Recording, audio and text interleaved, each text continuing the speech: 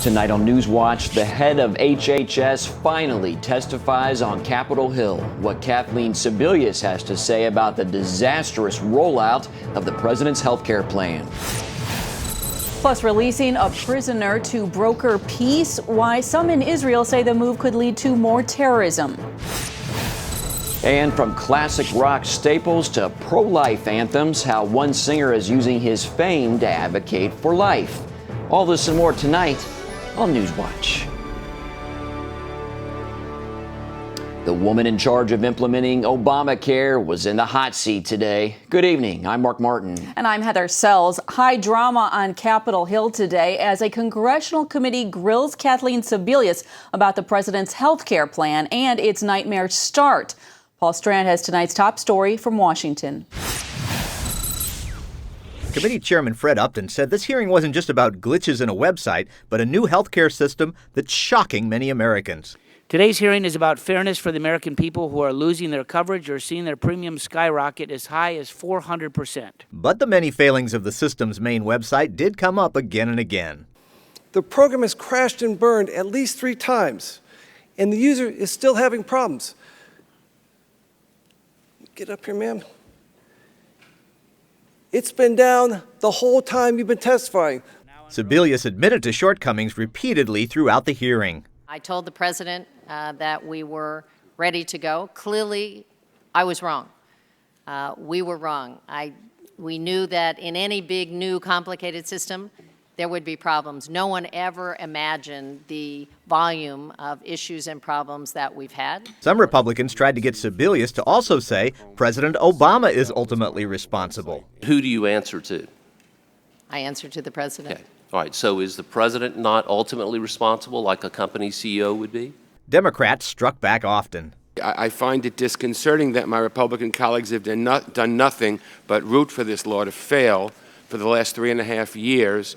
And now there's a big show here of being upset at problems with the website. And GOP lawmakers over and over shared notes from constituents complaining about losing their health care plans. One was named Sean. I received a letter stating that the new health care law was indeed the reason for the removal of my current health care plan.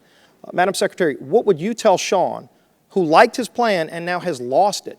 And he was promised by you and the president he'd be able to keep that plan. Paul Strand, CBN News, Washington. For more on this, we're joined now by Jordan Sekulow from the American Center for Law and Justice. Jordan, some have been calling for Kathleen Sebelius to step down in the wake of the rollout. Did today's testimony do anything to calm her critics? Absolutely. I mean, absolutely not. The fact is that Kathleen Sebelius, like so many other administration officials, Mark, apologize. It's like Lois Lerner with the IRS. They issue the apology. With Benghazi and the wrong talking points, it's an apology. And no one wants to let the blame be on the President of the United States.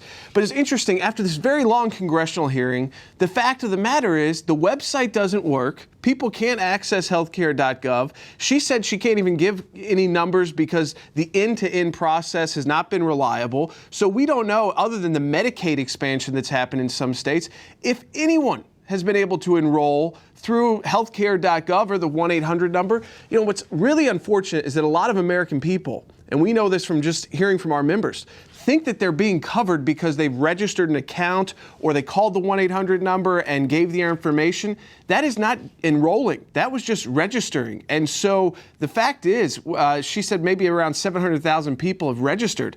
We don't know, and she was very careful to play down whatever numbers will ultimately come out about how many people actually have been able to even get covered. Yeah, well, Jordan, the White House has often said that President Obama didn't know about specific issues. The Obamacare website fiasco, the IRS Tea Party targeting, and many others. Some critics are saying that raises the question, is the president incompetent? Is that fair? I think it is very fair, and here's why. I'll hold up 2 documents. July of 2010 from the IRS. This is the first memo that started doing why are so many people losing their individual health care plans? So the IRS started with their interpretation July of 2010. Then you have the final regulations. This is coming November of 2010 from HHS. This has got all of the reasons why, if you like your current plan, that doesn't you can't keep it. So the president, up through the election 2012, 2 years after these regulations were buried away in federal code and federal registries, was telling people a lie. Now, how the administration is trying to, cover up is saying, well, we were only lying to 5% of the American people. That's a lot of people. So we now know places like California, 1 million people are losing health insurance.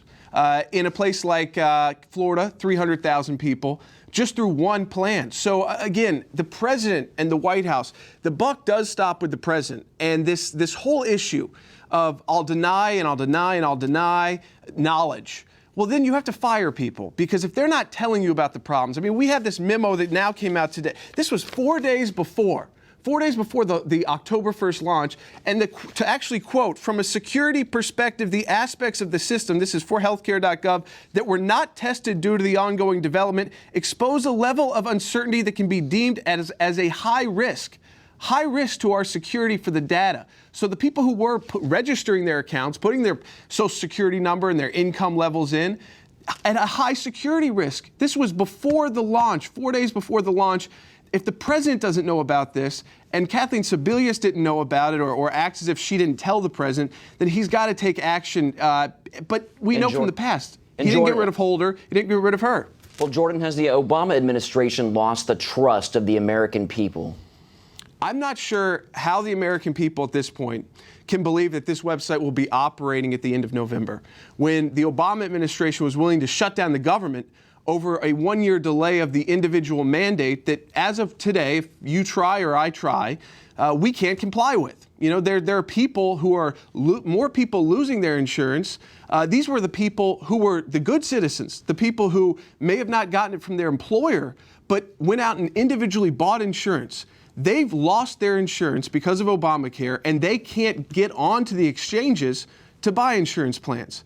And so the fact is that the administration, there's no reason to believe after today's testimony that this administration is going to have this fixed by the end of November. Okay. We've actually got a legal brief ready to go that if this administration in any way tries to penalize people or not provide coverage for those who had insurance have lost it, I think finally we're starting to see, as of today, Mark, in with this, Democrats, because of their constituents who can't enroll either, finally getting on board with the message that's been coming from Republicans for the last 4 years. Okay, Jordan, thanks for your time. Thanks, Mark. All righty. Lawmakers from the House and Senate began meeting today to look for ways to agree on a budget. After the recent shutdown in Washington, Republicans and Democrats remain divided on how best to fund the government. Across the board, cuts known as sequestration have hit federal agencies hard. Negotiators are trying to put together a smaller scale deal to soften the sequester, but the two parties remain at odds over how to replace the cuts. Democrats don't want to replace them by trimming programs like Medicare or Medicaid, and Republicans are opposed to raising revenue. Germany wants answers on allegations the National Security Agency spied on Chancellor Angela Merkel. German officials were in Washington today meeting with President Obama's counterterrorism and national security advisors, as well as Director of National Intelligence James Clapper. They brought with them a strong message for the administration. Never spy on your friends. Just yesterday, Clapper was on Capitol Hill testifying on the NSA tactics. He maintains spying on allies' leaders is a long-time practice in the intelligence world. The Pakistani government says U.S. drone strikes have killed 67 Pakistani civilians since 2008. It is a number that is surprisingly low considering estimates from independent organizations. Reports from various sources have previously put civilian casualties anywhere from 185 to 300. It is unclear how the government's new low number will affect the drone debate in Pakistan. The government there publicly criticizes U.S. drone attacks, though it is known to have secretly supported some of the strikes in the past. Israel has released 26 terrorists from prison. The overnight move is supposed to promote peace talks with Palestinians, but the release met with opposition from those victimized by the prisoners. Chris Mitchell has that story. The mood in Palestinian areas was triumphant. All of the terrorists have been given life sentences for the kidnap, ambush, and murder of Israeli soldiers and civilians, or for executing other Palestinians suspected of collaborating with Israel. Now they're free. We're doing it because we understand the importance of trying to get the peace process with the Palestinians back on track. I can only hope that the Palestinian leadership will also finally be ready to make its own tough choices. This was the second in a series of 4 releases, part of an Israeli goodwill gesture to the Palestinians. Critics say there's rarely mention of goodwill gestures from the Palestinians, but Israeli Deputy Defense Minister Danny Danon says it's a mistake. I don't think we should pay a price in order to sit in a room with Saeb Arikat.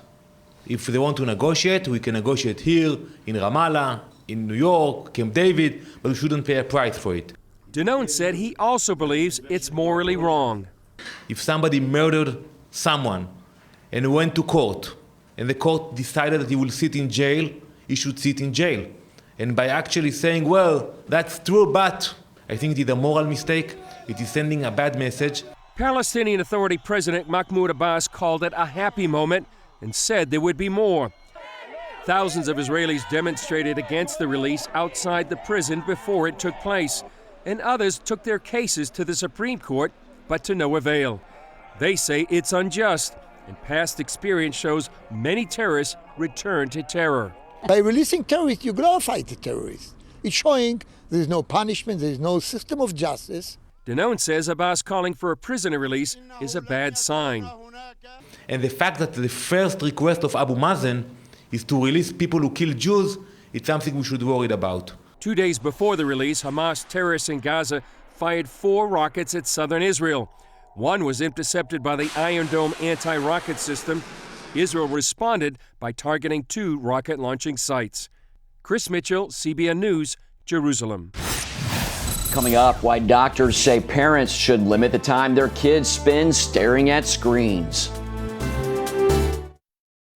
In 2008, my husband Gary departed for heaven. I was still grieving. And then to find out I had cancer, I began praying, God, how do I do this? Where do I do this? Cancer Treatment Centers of America was the place. Dr. Neelam outlined a plan that would take care of my mind and my body, and she prayed with me. For Bible-believing Christians, we're able to pray with them in a much deeper way as they begin to really rely upon their faith. At Cancer Treatment Centers of America, we believe in the power of faith and prayer as indispensable allies in the fight against complex and advanced stage cancer. I'm back in Telluride on the mountain skiing. I feel strong and healthy. Advanced medicine and technology. And I am a survivor. The warm embrace of the spirit and the power of prayer. These are happy tears. Please go to cancercenter.com/faith. Appointments available now. Cancer Treatment Centers of America. Care that never quits. Attention sleep apnea patients. Are you tired of the expense and hassle of getting your CPAP and BiPAP supplies? Are you fed up with dealing with ill-fitting, leaking, or worn-out masks and straps? Are you worried about the effects that unsanitary tubes, cushions, and filters have on your health? If you said yes to any of these questions, Allied Medical Supply Network has the solution to your problems. You could qualify to have your supplies regularly delivered right to your door at little or no cost to you. That's right, no more inconvenience, no worn-out masks and straps, no more unsanitary equipment, just restful sleep. Call Allied Medical Supply Network today to determine if you may qualify to receive your fresh, brand-name supplies at little or no cost. Don't delay. Call us now to see if you are eligible to save money on regular delivery of your CPAP and BiPAP supplies. Call 1-800-815-9947. That's 1-800-815-9947. Or go to cpapsupplyhelpline.com. Too much technology can have harmful effects on kids, but experts say many parents are unaware of the dangers. So the American Academy of Pediatrics is working to educate them with new screen time guidelines. Lori Johnson reports. Whether it's TV, video games, smartphones, or tablets, many kids spend more time looking at a screen than they do anything else, including school and sleep. For children between 8 and 18, that adds up to an average of 7 hours a day. Even babies are plugged in, with 40% under age 2 having used a smartphone or tablet.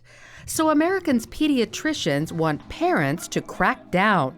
Their new rules include no screen time at all for kids under 2. For older children, 2 hours a day tops.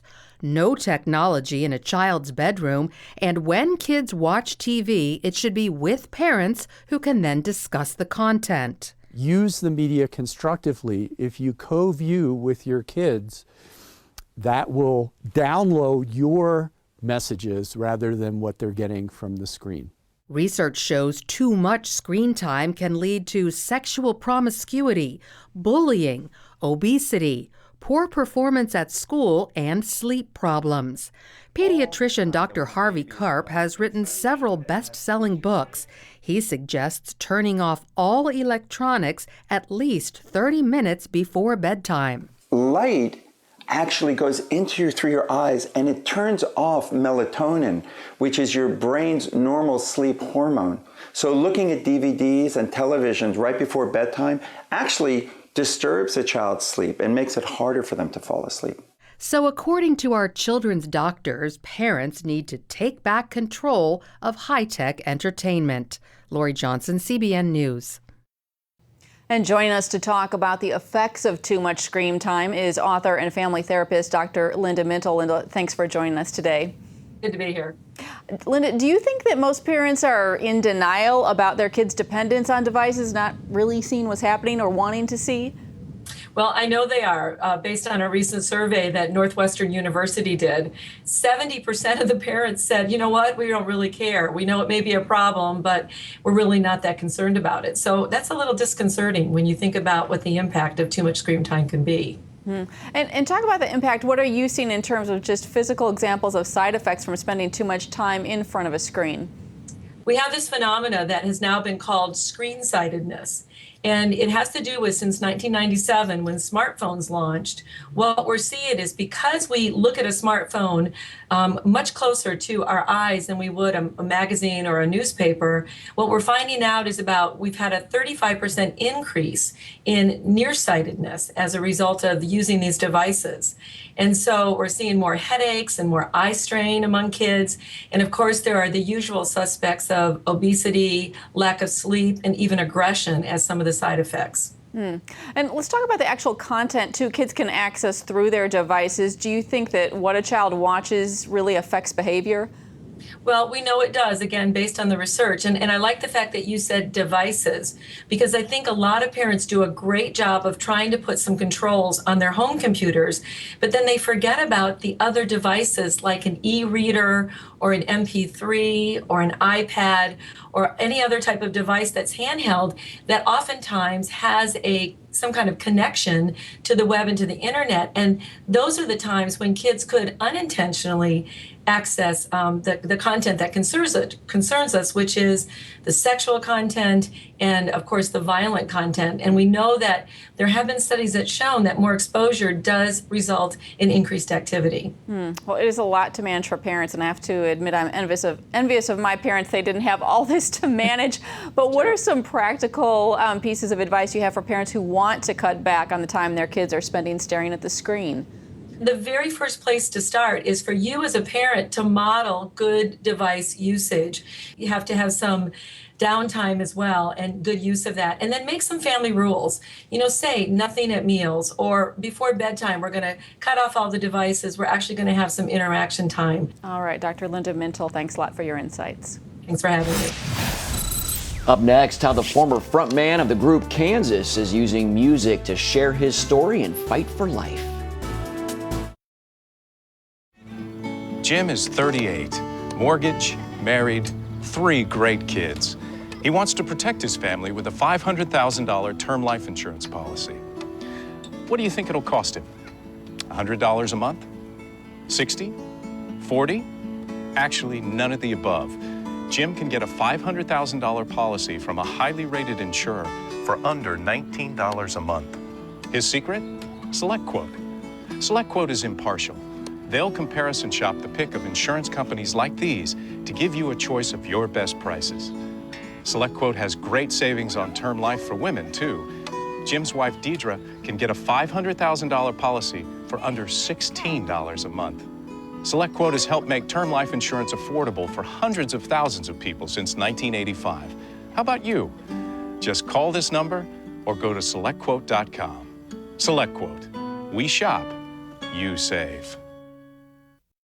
Attention sleep apnea patients. Are you tired of the expense and hassle of getting your CPAP and BiPAP supplies? Are you fed up with dealing with ill-fitting, leaking, or worn-out masks and straps? Are you worried about the effects that unsanitary tubes, cushions, and filters have on your health? If you said yes to any of these questions, Allied Medical Supply Network has the solution to your problems. You could qualify to have your supplies regularly delivered right to your door at little or no cost to you. That's right, no more inconvenience, no worn-out masks and straps, no more unsanitary equipment, just restful sleep. Call Allied Medical Supply Network today to determine if you may qualify to receive your fresh, brand-name supplies at little or no cost. Don't delay. Call us now to see if you are eligible to save money on regular delivery of your CPAP and BiPAP supplies. Call 1-800-815-9947. That's 1-800-815-9947. Or go to cpapsupplyhelpline.com. The musical group Kansas has hit the top of the charts with famous songs like Dust in the Wind. Now, one of its lead singers is taking the national stage again, but this time with a personal song that's become a new anthem for many in the pro-life movement. Paul Strand brings us tonight's Focus Report from Nashville. Nashville, Music City. Here, John Elefante, the former lead singer of the group Kansas, set up a lucrative career producing dozens of albums for himself and others. But with the song This Time, he makes work personal. That's because Elefante sings about how his adopted daughter narrowly missed a date with death before she was ever born. There are two major facts I do know, and that is that she was almost aborted. Her mother was in the abortion clinic and called her mom from that place and told her she was pregnant. Her mom didn't know she was pregnant. She sat cold in a waiting room, frightened and all alone. Watched the clock tick down, knowing that her baby would soon be gone. Her head slung low, so embarrassed. She was 13 years old. In the month this video has been online, it's soaring towards 500,000 views. Those who watch see a 13-year-old pregnant girl fall into a dream about how her unborn child could, if only given a chance, have a beautiful, joyous life.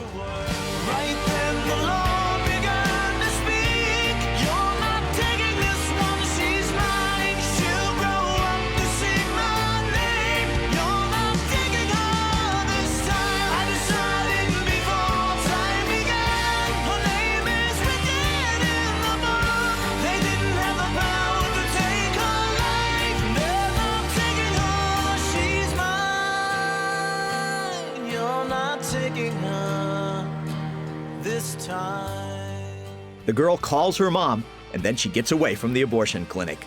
20 years later, the life that came from that brave decision, Sammy Elefante, now lives with her mom and rock legend dad, and appears with him at the end of the This Time video. Hi, I'm Sammy Elefante. The story you just watched is based on how I was rescued from being aborted.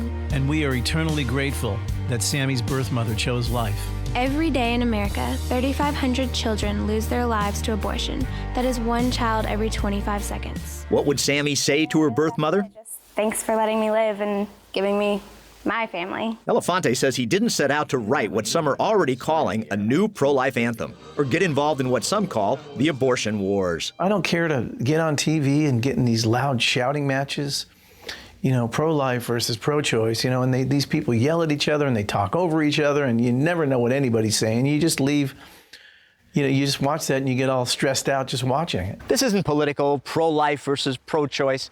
It's a real-life rock and roll legend telling the absolutely true story of how his own precious daughter was saved at the last minute from an abortion. And when he first saw the video, Elefante hoped at least one more heart would be turned. If it could save one life, it's worth it. And now that's come true. A prison transportation officer wrote that she first saw the video waiting for a pregnant inmate who was getting an ultrasound. The prisoner came out and confessed she was struggling with whether to abort or not.